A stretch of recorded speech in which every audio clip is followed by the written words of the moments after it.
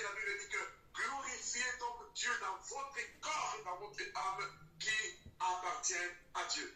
Ça, c'est merveilleux, merveilleux, merveilleux. Ça, c'est une troisième adresse de Dieu. Et prenez, n'est-ce pas, maintenant, la quatrième. Quatrième verset, quatrième adresse, Psaume, chapitre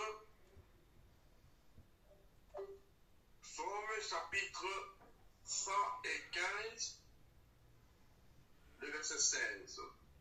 Psaume 115, le verset 16. Psaume 115, le verset 16. Et ensuite, on va lire Jean chapitre 4, verset 24. Donc, Jean-Philippe, tu vas nous préparer Jean 4, le 24. Servant Aïcha, Psaume 115, verset 16.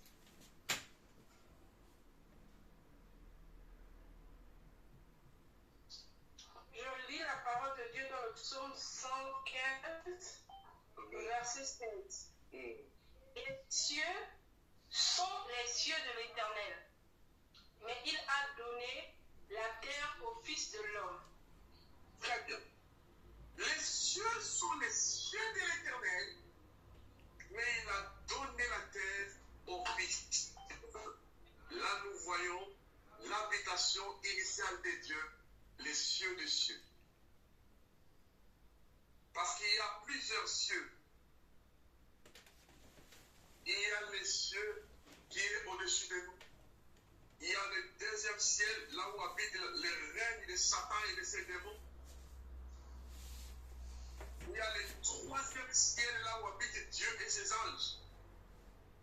On appelle les cieux des cieux. Et la Bible dit que les cieux et les cieux de l'Éternel, mais il a donné la terre au Fils des hommes. Donc nous avons vu les adresses bénies de notre Dieu. Il habite dans la louange, il habite dans sa parole, il est dans votre corps et dans votre esprit qui appartient à lui, et il habite les cieux des cieux. Gloire à Dieu. Nous passons au 16e point. Nous allons étudier un point important, l'organisation de la louange dans les royaumes des cieux. Comment ça fonctionne? Alléluia. L'organisation de la louange dans les royaumes des cieux. Parce que la louange est tellement bien organisée. Oh Jésus. Alors, premier texte. Ésaïe chapitre 6, le verset 1er au verset 8. Servante Aïcha. Et deuxième texte, ça sera Maryse. Maryse va trouver Apocalypse chapitre 5, le verset 11 à 12. D'abord, Ésaïe chapitre 6, verset 1 à 8, nous allons voir comment l'adoration, la louange est organisée au ciel. Allez, s'il vous plaît.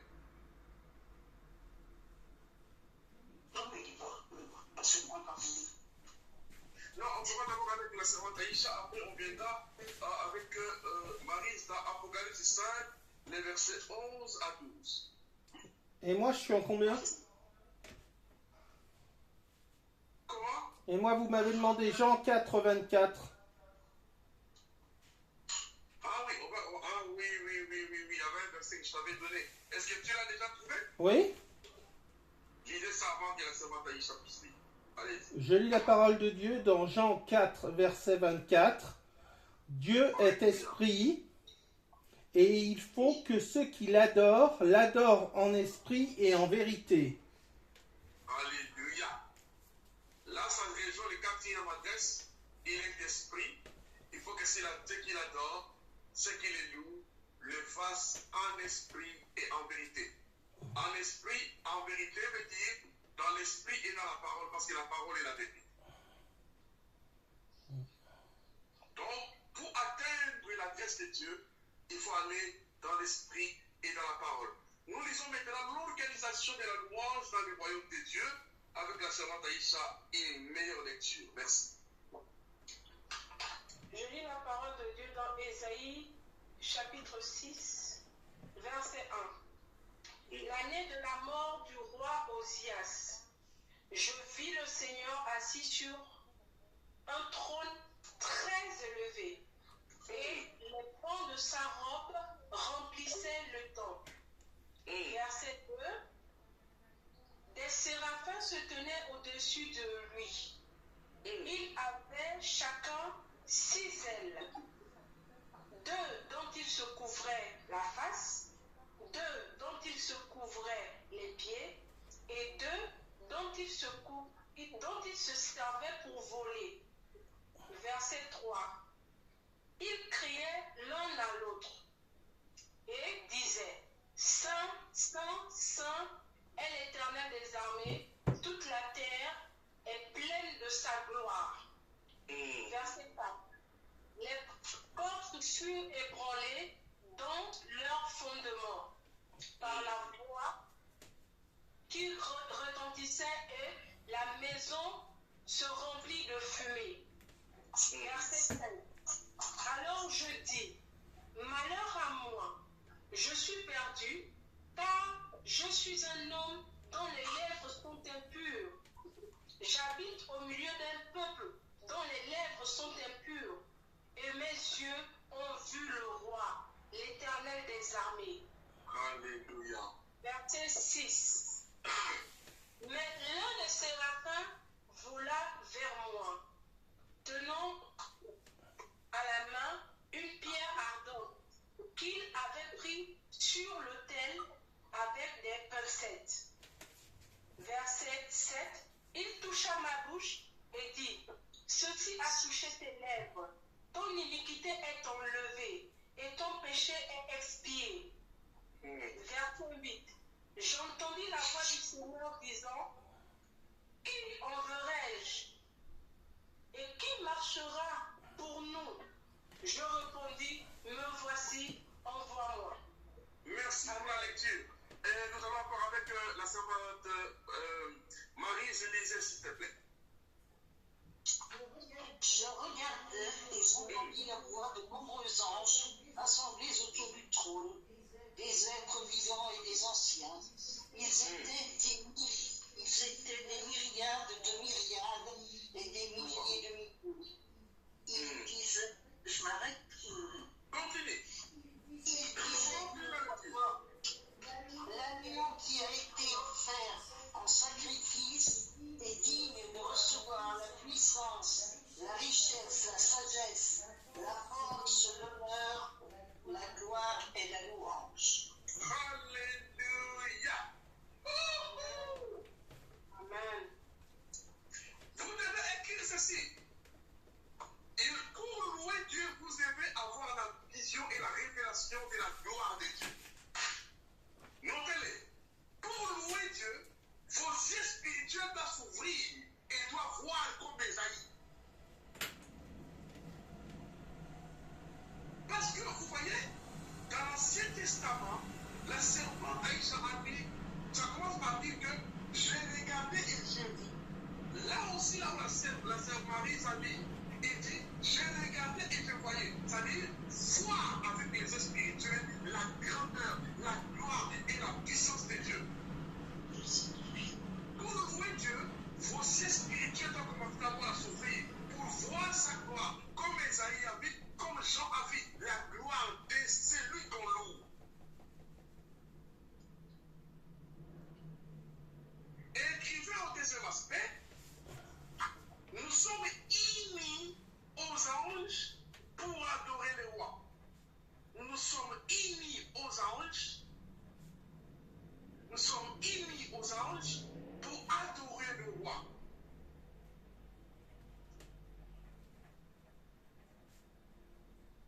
Alléluia. Nous sommes unis aux anges pour adorer le roi. Alléluia. Alléluia. Oh, alléluia.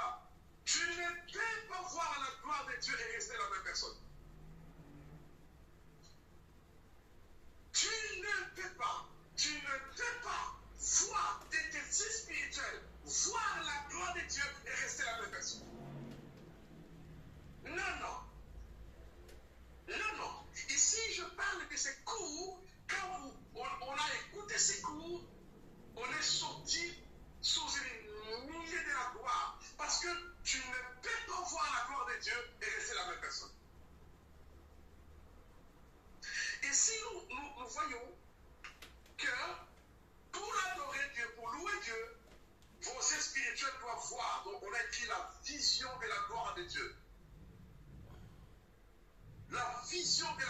Dieu. Il faut dire, Seigneur, que mes yeux spirituels s'ouvrent, que mes yeux spirituels commencent à voir ta gloire. Notez bien, pour bien servir Dieu, il faut que tes yeux spirituels s'ouvrent et voient la grandeur de la gloire de Dieu. C'est pas ici qu'il y a l'histoire que vous nous racontez, les écailles qui tombent des yeux? Oui, les écailles vont tomber ce soir. C'est ça. C'est ça.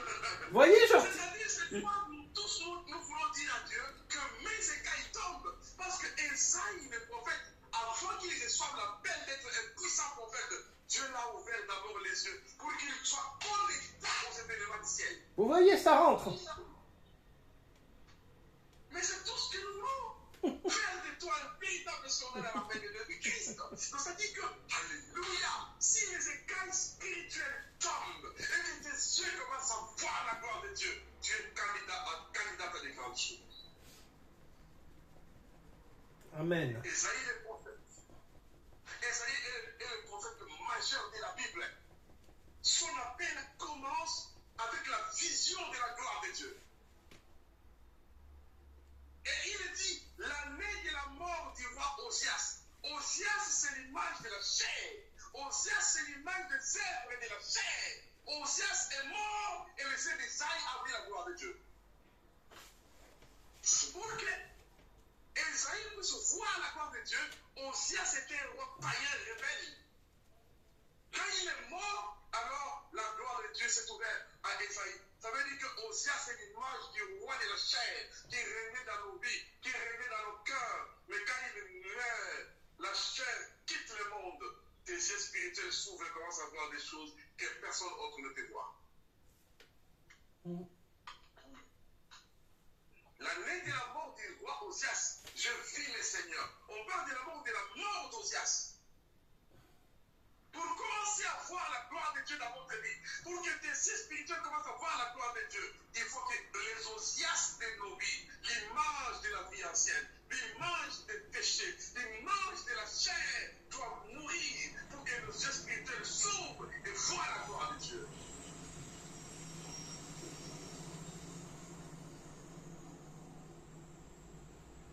Et qu'est-ce qu'il a vu?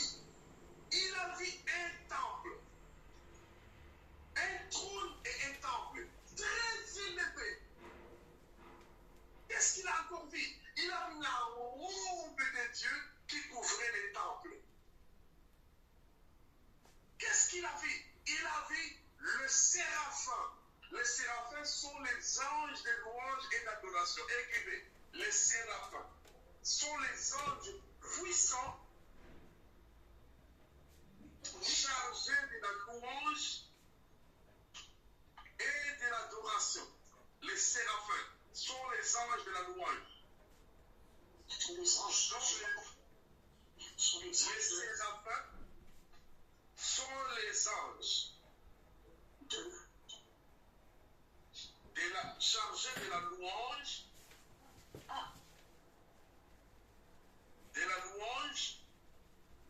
et de l'adoration.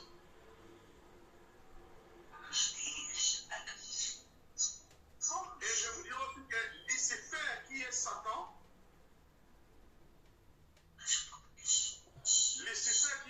était aussi un séraphin, mais Dieu l'avait chassé au ciel.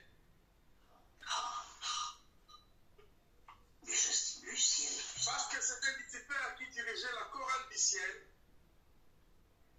Il s'est entêté, il s'est enorgueilli, Dieu l'a chassé. Mais il existe encore d'autres séraphins. Les séraphins sont les anges des louanges et d'adoration. Très, très puissants et organisés pour adorer Dieu. Non, les séraphins sont les anges de la louange. Alors, il y a encore une autre équipe qu'on appelle les 4 êtres vivants. Les 4 êtres vivants sont les anges de l'adoration. Les séraphins sont les anges de la louange. Les 4 êtres vivants sont les anges de l'adoration. Parce que leur façon d'adorer, Marie, tu peux retrouver ce verset-là, lisez ça s'il te plaît.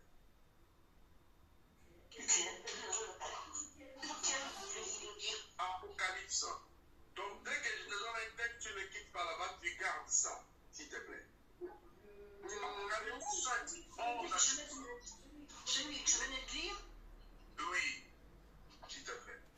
je regardais et j'entendis la voix de nombreux anges rassemblés autour du trône, des êtres vivants et des anciens. Ils étaient des myriades de myriades, des milliers de milliers. Ils disaient d'une voix forte, l'agneau qui a été offert en sacrifice est digne de recevoir la puissance, la richesse, la sagesse, la force, l'honneur, la gloire et la louange. Alléluia. Donc, les 4 êtres vivants et le vieillard. 4 êtres vivants et ce sont des anges d'adoration.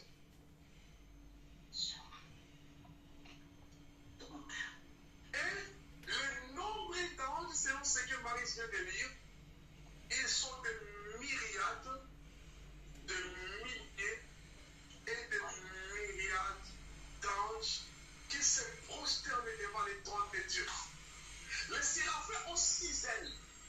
Les 2 ailes, ils se couvrent le visage parce qu'ils ne peuvent pas voir la gloire de Dieu. 6 autres, ils les servent pour voler, pour apporter le message. Et 6 autres, ils se couvrent les jambes. Dieu est tellement puissant, c'est pourquoi nous parlons sur pour les louer, vous devez avoir la vision céleste. Pour les louer, si vous voulez que Dieu vous utilise très puissamment, s'il vous plaît, demandez à Dieu de vous ouvrir les yeux spirituels. Demandez à Dieu, dites à Dieu, Seigneur, ouvre-moi les yeux spirituels, que je commence à voir la gloire de qui tu es, de cette immense puissance que Dieu possède. Là où notre sœur Marie a dit, les anges disaient à l'agneau qui est immolé, qui a été sacrifié, qui a été offert, qui est digne. Notez la votre égalée note. Nous adorons Dieu à cause de l'agneau. Nous adorons Dieu à cause de l'agneau. Nous adorons Dieu à cause de l'agneau.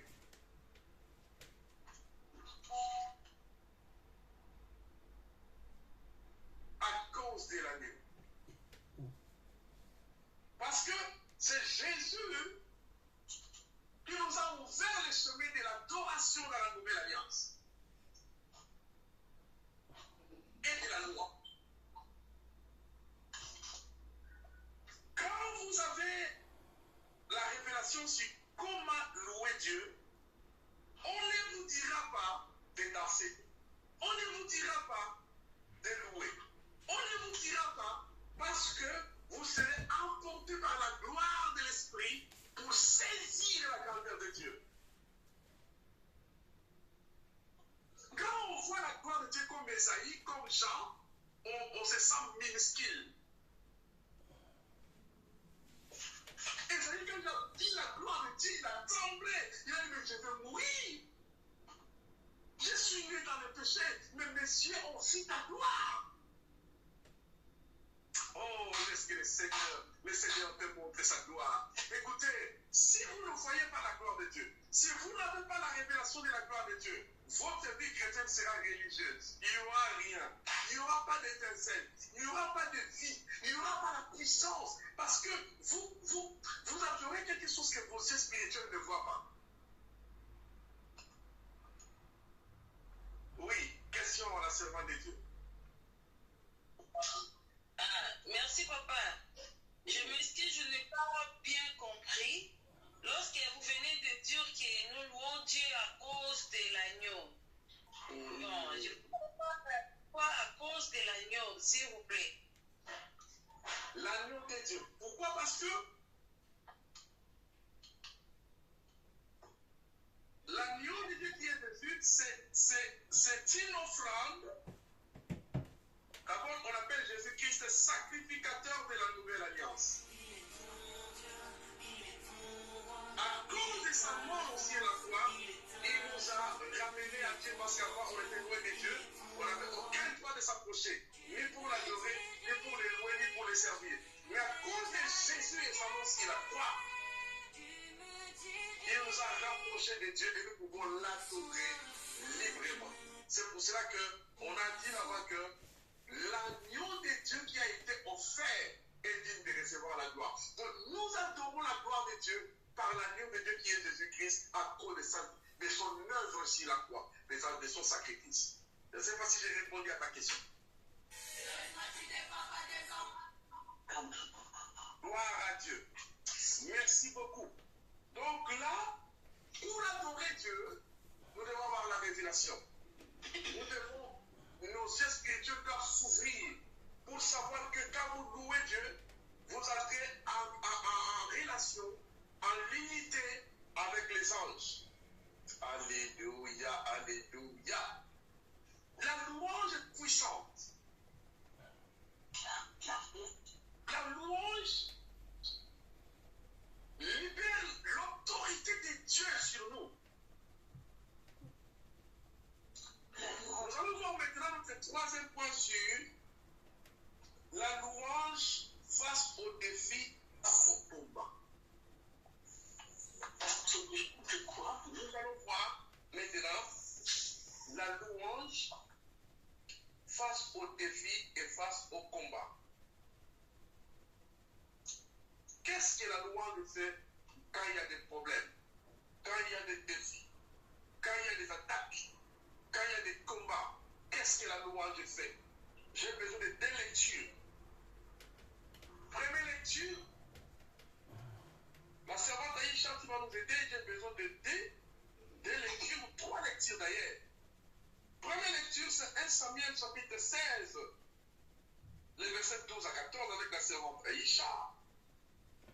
Deuxième lecture, c'est Jean-Philippe.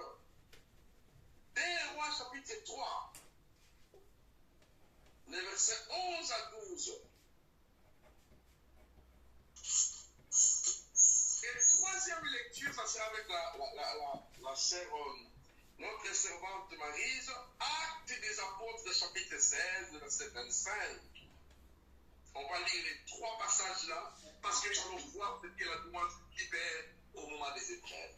Donc, premier texte, 1 Samuel 16, 12 à 14.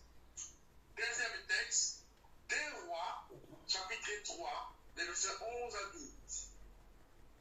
Troisième lecture avec Maryse, Actes chapitre 16, verset 25. Lisez ces passages, s'il vous plaît. Merci.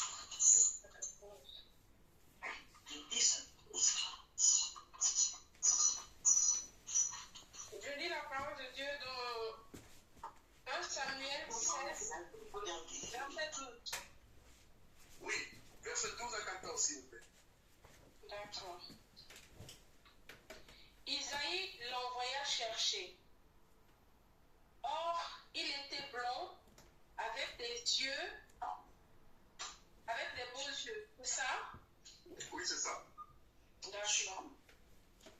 Donc, excusez-moi, comment je relis. Isaïe l'envoya chercher. Or, il était blond, avec des beaux yeux et une belle figure. L'Éternel dit à Samuel, lève-toi, oué-le, car c'est lui. Samuel dit, attention. Tu m'as dit 1 Samuel chapitre combien? 1 Samuel 16, verset 12. Non, lisez le verset.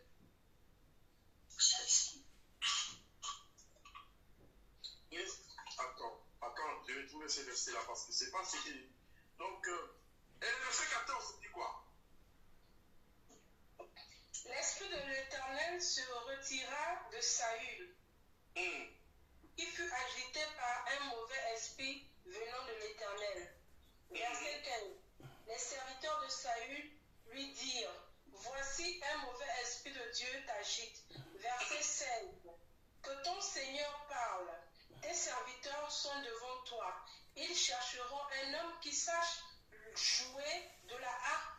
Et quand le mauvais esprit de Dieu sera sur toi, il jouera de sa main et tu seras soulagé. Continue. Verset 17. Saül répondit à ses serviteurs, trouvez-moi donc un homme qui joue bien et emmenez-le-moi. Verset 18. L'un des serviteurs prit la parole et dit, voici, j'ai vu un fils d'Isaïe, Bethléemite, qui sait jouer, c'est aussi un homme fort et vaillant, un guerrier parlant bien et d'une belle figure, et l'Éternel est avec lui. Verset 19. Saül envoya des messagers à Isaïe pour lui dire, envoie-moi David ton fils qui est avec les brebis. Verset 20. Isaïe prit un âne qui chargea de pain, d'une outre de vin et d'un chevreau, et il envoya ces choses à Saül par David son fils. Verset 21, David arriva auprès de Saül et se présenta devant lui. Il plut beaucoup à Saül et il fut désigné pour porter ses armes. Et puis, là où il est en train de chanter devant les rois. Verset 22, Saül fit dire à Isaïe, je te prie de laisser David à mon service, car il a trouvé grâce à mes yeux. Verset 23. Et lorsque l'Esprit de Dieu était sur Saül, David prenait la harpe et jouait de sa main.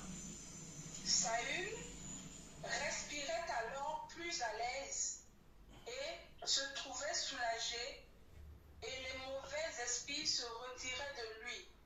Comprenez que la louange a la puissance de chasser les esprits impies dans une personne. Amen. Que la louange a la puissance de guérir une personne. Que la louange est un remède miraculeux. Si cela est chanté par l'esprit, cela déclenche le miraculeux dans la vie des hommes. C'est pourquoi les chantres qui chantent doivent entrer dans la dimension du surnaturel pour amener la gloire de Dieu vers les hommes.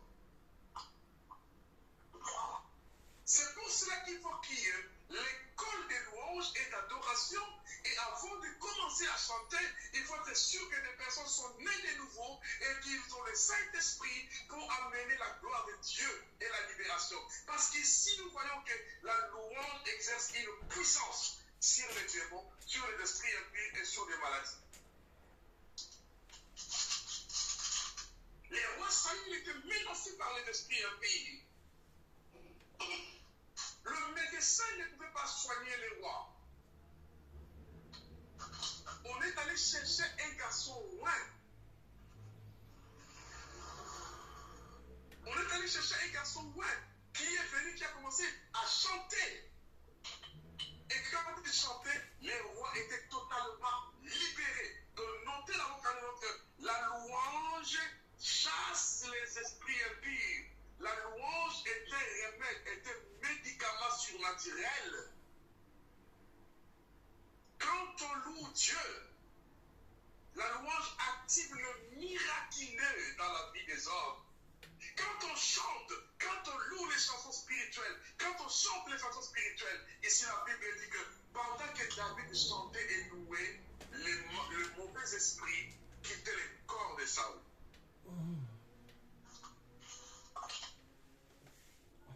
Quand vous avez mal, quand vous vous sentez vraiment pas bien, moralement, quand vous avez des problèmes qui vous dépassent, s'il vous plaît, ne vous lamentez pas, ne murmurez pas, prenez les remèdes qu'on appelle la louange.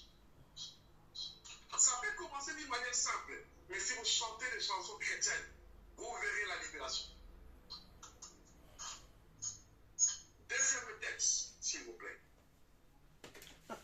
Alors,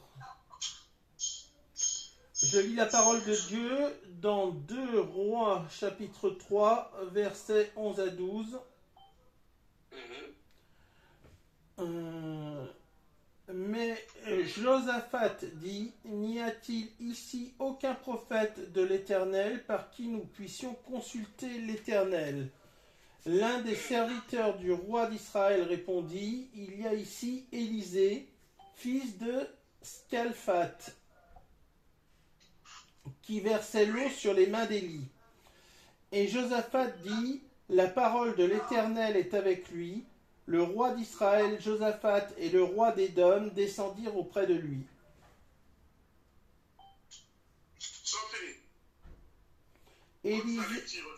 Élisée dit au roi d'Israël, qu'y a-t-il vraiment entre moi et toi? Va vers les prophètes de ton père et vers les prophètes de ta mère. Et le roi d'Israël lui dit, non.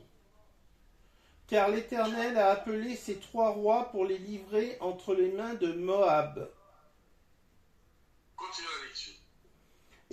Élisée dit, l'Éternel des armées dont je suis le serviteur est vivant. Si je n'avais égard à Josaphat, roi de Juda, je ne ferais aucune attention à toi et je ne te regarderai pas.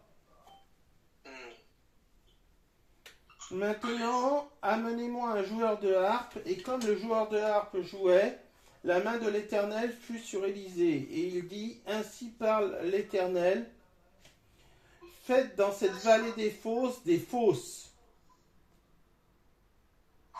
Jusque-là. Ouais. Et si nous voyons, le prophète, les rois sont partis faire la guerre. Mais en chemin, il n'y avait plus d'eau, il n'y avait plus de l'eau pour faire boire les chevaux. Et les soldats étaient vraiment assoiffés et fatigués parce qu'ils étaient dans le désert. Et la pluie ne tombait plus, non pas non plus. Ils étaient tous en péril. Ils sont allés voir l'homme de Dieu. Et l'homme de Dieu a dit, amenez-moi quelqu'un qui sait jouer la guitare, la harpe et qui sait bien chanter. Pendant que la personne chantait et jouait la guitare, la Bible dit, la main de l'Éternel est descendue sur les prophètes. Notez d'abord que dans nos moments de combat, dans nos moments de défi, quand nous louons Dieu, la louange attire la main de Dieu d'opérer dans nos vies. Ici, nous voyons que le roi et toute une armée étaient en difficulté face à un défi énorme. Le militaire était fatigué et prêt à perdre les combats. Mais quand l'homme de Dieu avait la révélation sur l'importance de la louange, et notez ceci, la louange attire la main de Dieu. Ça c'est 1, 2. La louange active le prophétique. Alléluia. Ici nous voyons des éléments très riches. Ici nous voyons la louange attire la main de Dieu dans nos défis. La louange active le prophétique.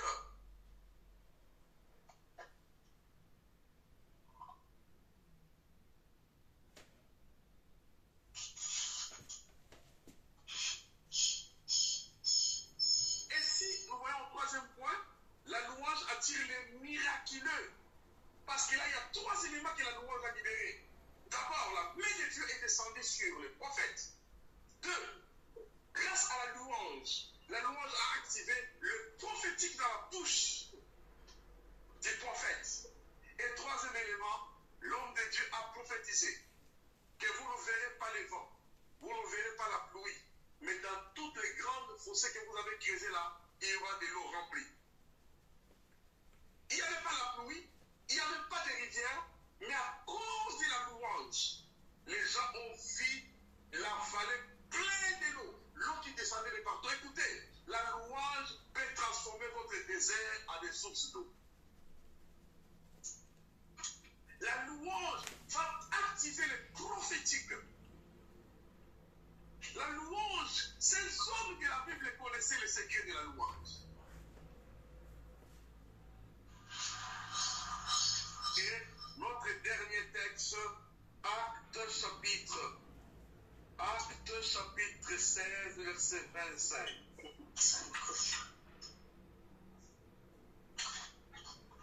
Vers le milieu de la nuit, Paul et Silas priaient et chantaient les louanges de Dieu, et les prisonniers les écoutaient. Tout à coup, il y a eu un tremblement de terre si violent que les fondations de la prison ont été ébranlées. Toutes les portes se sont immédiatement ouvertes, et les liens de tous les prisonniers ont été détachés. Alléluia. Répète cette belle lecture, oh mon Dieu.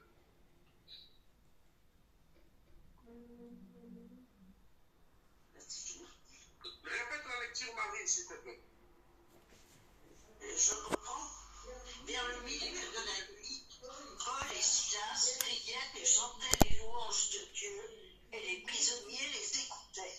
Tout à coup, il y a eu un tremblement de terre si violent que les fondations de la prison ont été ébranlées. Toutes les portes se sont immédiatement ouvertes, et les liens de tous les prisonniers ont été détachés. Alléluia. Là, nous voyons des serviteurs de Dieu en difficulté. Ils ont le main et le pied attachés dans la haute prison à Philippe. Des portes de toutes les prisons étaient fermées en pleine nuit, les corps qui saignaient parce qu'ils étaient sérieusement tabassés à cause de l'évangile. Dans cette situation-là, si vous et moi, on allait faire quoi? On allait pleurer, on allait prénicher, on allait nous lamenter. Mais au lieu de ça, Paul et Silas ont pris l'initiative.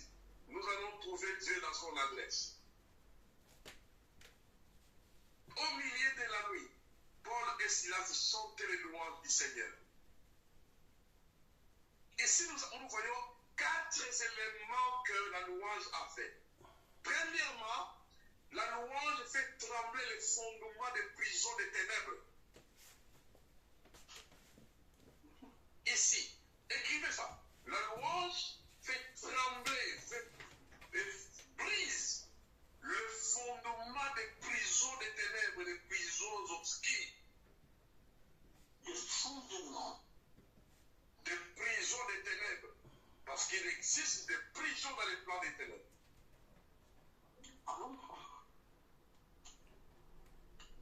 Deuxième effet. Doucement.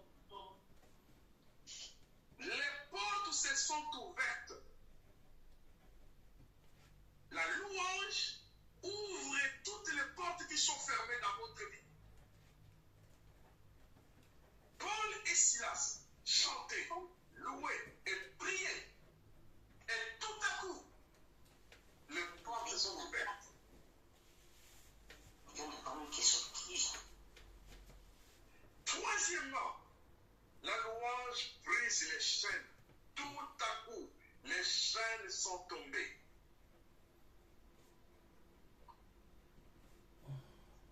Pas seulement les chaînes de Paul et Silas, mais les chaînes de tous les prisonniers qui étaient là. Ceci est une leçon qui nous révèle que nous les chrétiens, si nous n'acceptons pas au miracle dans nos moments difficiles, parce que quand nous sommes dans les défis, quand nous sommes dans les combats, nous n'utilisons pas la bonne adresse.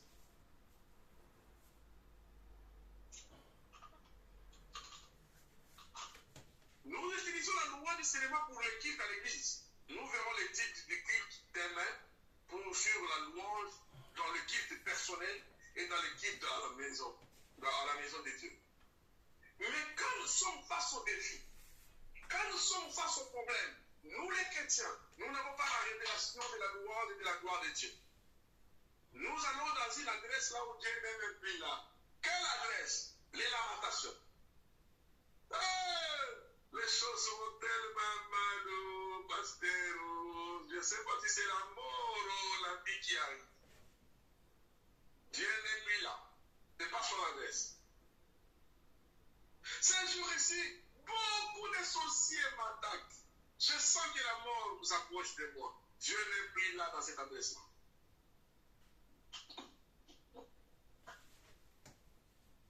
Je sens que vous devez tous savoir que l'adresse de Dieu, c'est la louange. Vous voyez qu'ils étaient dans des problèmes, en prison, mais ils ont pris l'initiative d'aller chercher Dieu dans son adresse. Malgré les deux mains liées, les deux pieds enchaînés, mais ils les ont adorés, ils les ont priés, ils ont touché l'adresse de Dieu. Dieu a libéré son peuple et ses serviteurs. Ce soir, retenez seulement que Dieu nous a parlé sur un peuple formé pour louer, un peuple formé pour adorer, un peuple formé pour louer, un peuple formé pour adorer, pour célébrer, pour faire, pour la louange du Seigneur. Que Dieu vous bénisse beaucoup, beaucoup, beaucoup, beaucoup, beaucoup, beaucoup pour l'enseignement de ce soir. Ne l'écoutez pas seulement, mais faites l'effort de les pratiquer. Quand il y a des problèmes, il y a deux choix. Soit on se lamente, on se plaint, on dit des choses négatives, on prend un sens opposé de l'adresse de Dieu, soit on décide de louer et de prier pour que Dieu puisse descendre et délivrer. La louange, c'est parler positivement quand les choses marchent négativement. La louange, c'est adopter une attitude de joie, même quand tout va mal.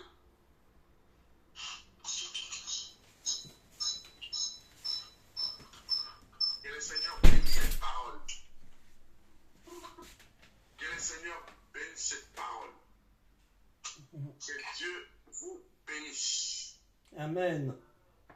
Sachez que nous adorons un Dieu puissant. Nous servons un Dieu grand. Que ce soit que les écailles tombent de nos yeux. Oui, Jean-Philippe, il y a une question? Non, non. Amen. Moi, j'en ai deux. Ce soir, Ah, elle en a que deux. les écailles... Oui. Comment? Maryse en a deux. Vas-y. Tu as le son? Oui. Oui. Mon pasteur, si je peux me permettre, j'ai une question qui ne concerne pas le cours, mais je vais d'abord vous demander, s'il vous plaît, la différence entre louer et adorer. Je la sens, mais j'ai du mal à l'attraper. Ça, c'est une très, très, très bonne question. Une très, très bonne question. Adorer, c'est révéler à Dieu sa grandeur de ce qu'il est, de ce qu'il a fait. Donc d'abord, c'est révéler à Dieu sa grandeur, sa puissance, de ce qu'il est et de ce qu'il a fait. Ça, c'est adorer. L'adoration, c'est quand on voit le ciel et la terre et on lui dit qu'il n'y a aucun autre être qui peut faire le ciel et la terre dans la capacité que quand il a fait. Là, on adore. Adorer, c'est dire à Dieu ce qu'il a fait et ce qu'il est vraiment. Oui. Et louer? Louer, par contre, c'est proclamer des chansons. D'abord, parce qu'il y a trois sortes d'adorer. Proclamer des chansons, des danses,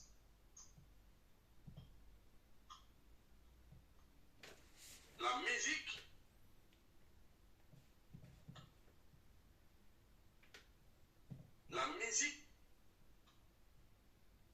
et adopter une attitude positive. Adopter une attitude positive. De louer Dieu, c'est par des chansons, par des acclamations, par des chants, par la musique, par des danses. Et par nos attitudes attitude positive qui reconnaît sa puissance. Alléluia. Qui reconnaît sa puissance dans le peuple. Parce que j'ai un livre ici avec moi qui parle de la louange. J'ai un livre ici sur la puissance de la louange. Est-ce que vous voyez? Je ne sais pas si vous l'avez Oui, la puissance inexploitée de la louange. Très bien. Qui est écrit par les docteurs Kenneth Hagin, parce qu'à l'école publique, chaque cours a un livre qu'on donne. D'accord. Donc, Quoi? la différence totale entre louer et adorer. Adorer, par exemple, je peux dire à Dieu, il y a plusieurs personnes sur la terre, mais chacun a son ADN à lui. Merci. Même des jumeaux, chacun a son ADN. Ça, c'est la puissance de Dieu. Quand on sort en dehors, chaque personne a un visage différent de l'autre. Oui, c'est vrai. Même dans les moindres détails, Dieu est digne d'adoration. Mais la louange, par nos chansons, par nos danses, par nos cantiques, par nos acclamations, par notre attitude, l'attitude qui les loue et qui reconnaît sa puissance. Est-ce qu'on peut dire que l'adoration est plus terrestre et la louange plus céleste? Non, l'adoration est terrestre et céleste aussi. Parce qu'il y a des choses que Dieu a créées qui sont sur la terre, il y a aussi des choses que Dieu a créées qui sont dans les ciels. D'accord.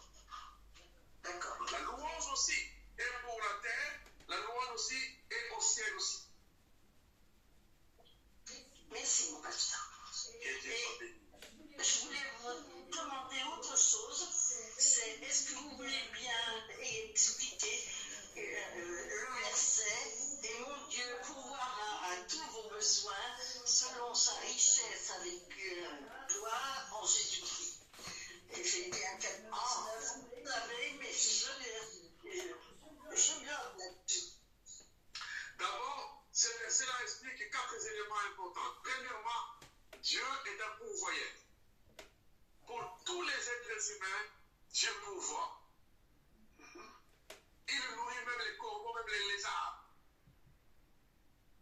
Il nourrit même les animaux de champ. Il nourrit tous les êtres humains. Il envoie la pluie sur toutes les familles et sur toutes les terres. Oh Dieu est le Dieu, il est le garant de l'existence des hommes. Il est un Dieu pourvoyeur généreux. Oui. Il est le pourvoyeur parce que le souffle que nous respirons. Je vous donne un petit témoignage. J'ai pleuré les larmes aux yeux, un témoignage d'un médecin qui s'est converti au Seigneur en... Un militaire, un officier militaire a donné sa femme. Elle dit non, ta femme n'arrive pas à respirer, donc on l'a mis de bonbons, des sondes, elle a commencé à respirer grâce aux machines là. Et il a payé beaucoup d'argent pendant 14 jours de l'hospitalisation de sa femme. L'officier a dit au médecin, si pour respirer de l'air, on a payé autant de dollars, et si Dieu pouvait nous facturer le nombre des années qu'on a respiré de l'air gratuitement, on devait payer combien? Le médecin s'est fondu en larmes, il a donné sa vie à Dieu, ainsi que l'officier. Vous voyez le nombre des années que nous avons totalisé sur la terre en respirant de l'air sans des trucs dans nos nez, dans nos bouches. Vous n'imaginez pas ce que ça signifie. Dieu est un Dieu pourvoyeur de notre existence. Et la Bible dit, mon Dieu pourvoira à tous vos besoins selon sa richesse. Réfléchissez la richesse de Dieu. Parce que Dieu, il est riche.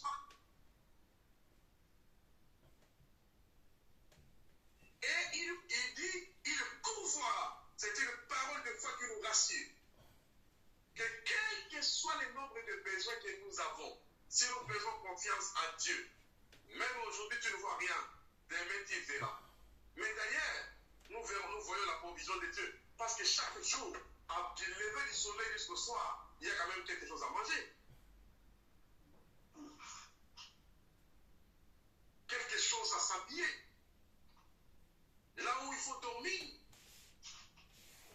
Mais depuis qu'on est né jusqu'aujourd'hui, si Dieu pouvait nous facturer de l'eau qu'on a bu, des sommeils qu'on a dormi, sans payer,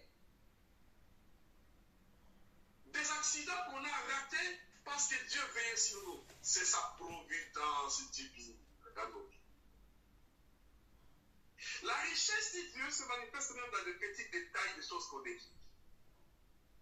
Mais la vérité est que quiconque croit en Dieu, quel que soit le nombre de difficultés que vous rencontrez, mais avant de quitter la terre, Dieu finira par ouvrir des portes et bénir matériellement et financièrement, et l'histoire de la Bible nous l'a prouvé. En un mot, l'apôtre voulait nous exhorter de ne pas perdre de courage, mais de faire confiance à Dieu, qui finira par ouvrir des portes pour que la provision arrive dans nos vies. Merci beaucoup, pasteur. Que Dieu vous bénisse ce soir. Merci beaucoup pour les très belles questions. On se verra encore demain. Et demain, on aura besoin, je ne sais pas si c'est le même lien ou comment. Le lien de demain. Faut en faire un, je crois, Aïcha. Moi, je mets un nouveau lien parce que celui-là, il y avait un peu trop de trucs autour. Ok, On va faire d'accord. un nouveau lien. En journée, je ferai un nouveau lien que je vais envoyer. D'accord. Donc, si vous pouvez chercher les anciens liens pour que vous envoyez les liens pour demain, et vous expliquer que c'est les liens que nous devons utiliser. Bonne soirée à vous et que Dieu vous bénisse. Bonne soirée.